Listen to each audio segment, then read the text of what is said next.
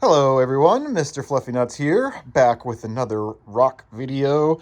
I hope everyone's doing great out there. I wanted to give a shout out to my nephew Christopher and my niece Gigi. Hi guys, I hope you're doing good. Can't wait to do some rock hunting with you. Maybe we can even make a video and put it on YouTube. Anyways, let's get started. So this is my last round of rocks out of the tumbler. They're in there for about 2 months total. About 3 weeks on stage 1, 2 weeks on stage 2, 2 weeks on stage 3, and probably another 3 weeks on stage 4. Came out pretty good. Probably one of my best batches yet, so pretty pleased. Not all of them are good, as you'll see, but this one, my biggest agate I've been able to tumble, came out pretty good. These are all dry rocks, so everything you see on there is polish. Came out real glossy. Very happy with it. You can see some cool banding in there on that one. Nice dark line going through. Really has some cool character. I wasn't able to get this side to polish. It's more of a quartzy type material. Didn't want to polish, but that's okay.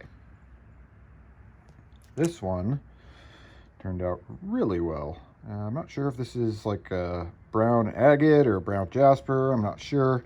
It is very shiny though. This really flat side took a polish really nicely. As you can see, very reflective. Pretty good on that side. This back side, not so much. This was kind of a nodule. Had a little bit more of an overhang before I tumbled it. And you can kind of see some of the areas where there was kind of some crystals popping through. But I contemplated whether or not I wanted to tumble it because it looked pretty cool. But it was really rough on these sides and had almost no character. So I think it was a good sacrifice, and I'm happy that I tumbled that one. Another big one here. This guy was almost completely covered in this white material on the outside. You can kind of see that's even better than what it started as. But ended up tumbling most of that off through stages 1 and 2, and came out pretty good, I think. There's some good character, some nice lines in that side view there. Pretty sweet. A couple of these rounded guys, kind of like them. You can see a lot more depth in there than on some of the flat guys. Here's the other one. Kind of little nodules. This one's got some good layering in it. One of these days I hope to get a wet saw that I can cut some of these with, because I'd really like to see the inside. A couple of these really nice dark red agates. They're pretty small, but and like this one is really dark red. It has some cool, almost like veins in there. It looks like a fish eye or something. It's very cool. I like that one a lot. Really pretty cool. Some red jasper, some other black kind of inclusions or something in there. It turns out looking pretty good. A little bit of yellow in there. Pretty good. Another similar guy here. Didn't tumble out quite as nicely. Lots of fractures and stuff. Makes it difficult to tumble this type of material. Another kind of red and yellow one. Not too shiny on that side, but pretty shiny on this side. Unfortunately, another fracture right there, but can't do anything about that. I was concerned about tumbling this guy for too long because I didn't want that yellow part to wear off, so I'm glad to see it's still there. A little bit more red jasper. Stuff turns out pretty good if you can keep it together the whole time. This one is a unique rock. I don't know what it is. Found it out in the Ochiko forest area. It's hard to see on camera, but it's got a little depth to it. You can kind of see into the rock a little bit, but that agate part took a polish nicely, but the rest of that green rock didn't. So kind of get this weird look to it. It's partly shiny, partly not shiny. And then I've got a lot of small stuff. Got a nice chunk there. Got some cool agate veins going through there. Pretty neat. Really hope to make some jewelry out of some of this stuff, because it turned out pretty good, I think.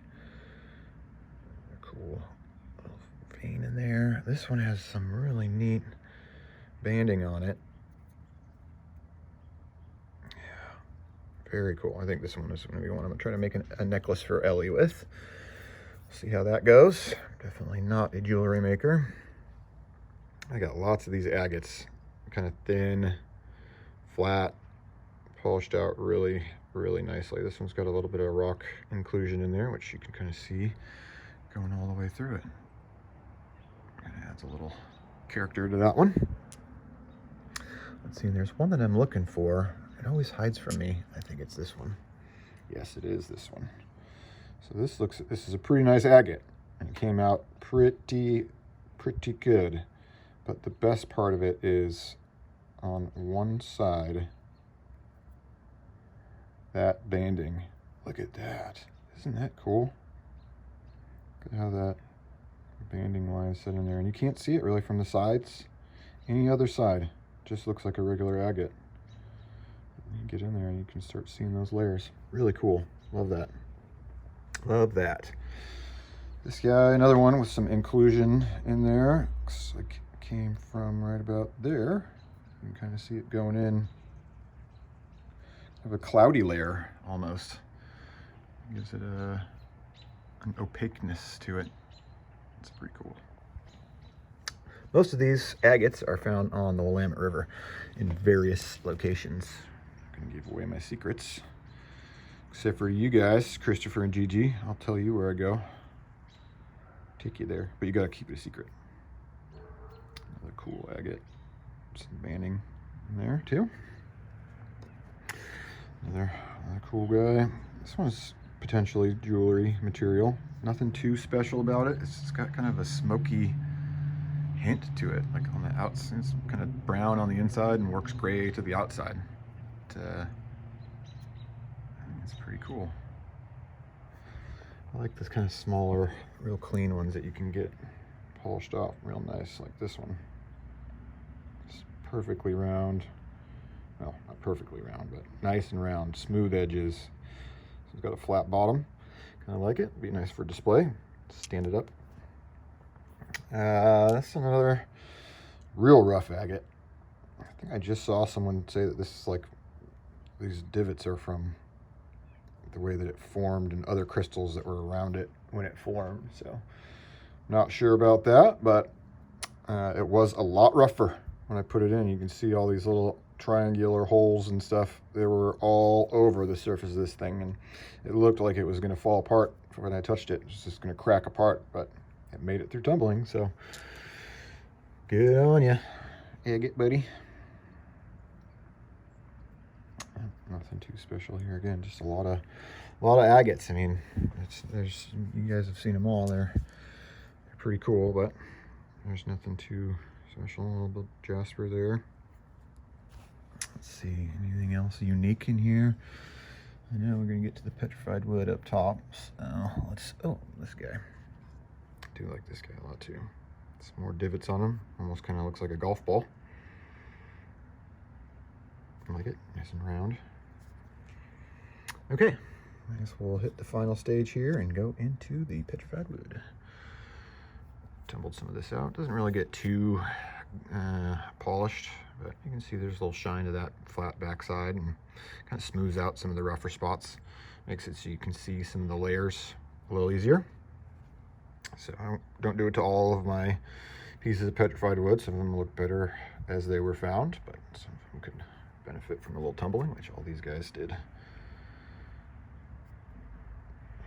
Turns out pretty good.